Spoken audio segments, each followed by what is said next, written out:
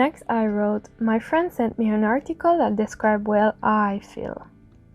Like it is written in the article, I feel I was feeling stuck in Quebec.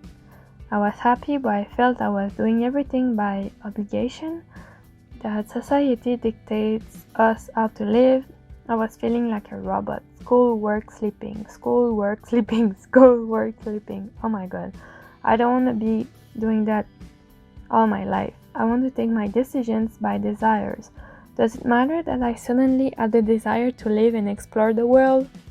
We have to make crazy things in life, and what matters the most is that we feel good. I feel alive. I just want to travel, see what life will look like when I'm back home, have my apartment, study something that I'm passionate about, have friends, fun times, find someone that really understands me, laugh, live, share moments with my goddaughter. I just had one at a time, now I have 2 little goddaughters, and my family. Okay, wow. New Zealand. I'm just in love. I love the country, but like it was very special to me because it was like my first travel alone. I was kind of young. I turned 20 there, and New Zealand. You helped me so much, and it was all meant to be. Still to this day, I don't understand why I had this sudden desire to go to New Zealand, but I just did, and it's just crazy what happened there. And I love what I wrote, that I can feel how much I was enjoying being there, and that I didn't know what the future was going to be, what the future would look like, but that it didn't matter anymore. Compared to before New Zealand, I was so stressed. I remember to find what to study, which career, what was the one thing made for me that I needed to study and work, and which field I wanted to study and work. All that, I was so stressed. And reading these words, really, I can understand the shift that happened there. What happened there in New Zealand? I didn't change, but something in me changed. There was a shift, and I can feel that I didn't feel lost anymore. I guess I just learned a lot about myself, and I saw other people doing different things, and I was just like, something within me was feeling so much more alive there and seeing much more possibilities than just at home.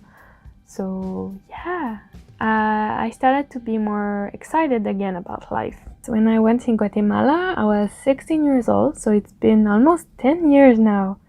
10 years ago. Whew. I went not alone, I went with school, but still without my parents, and kind of long time, was 2 weeks. So let's see what I wrote in there.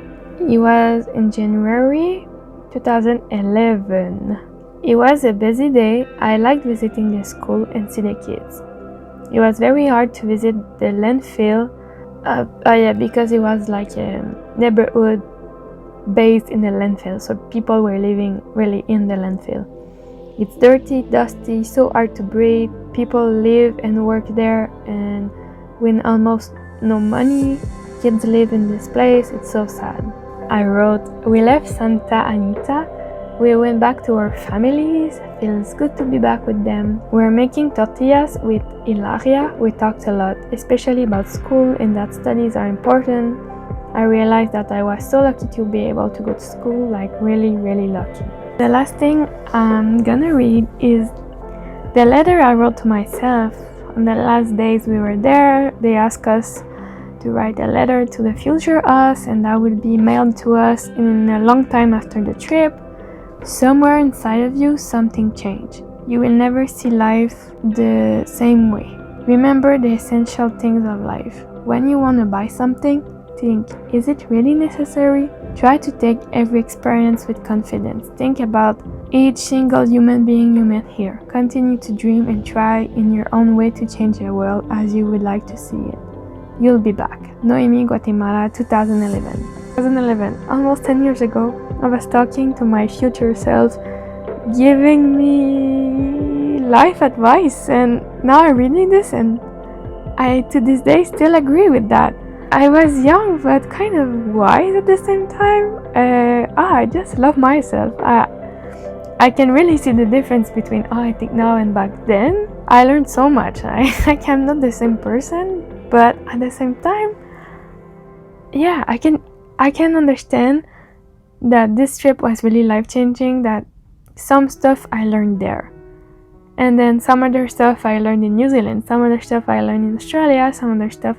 Traveling is so life-changing. Like, I'm not saying that you have to travel to change like that, to have these eye-opening moment, but I think it's just traveling makes it more fast. It happens faster and it's so intense. You meet a lot of people and you move a lot, and so many things happen that you have to kind of shift your mindset.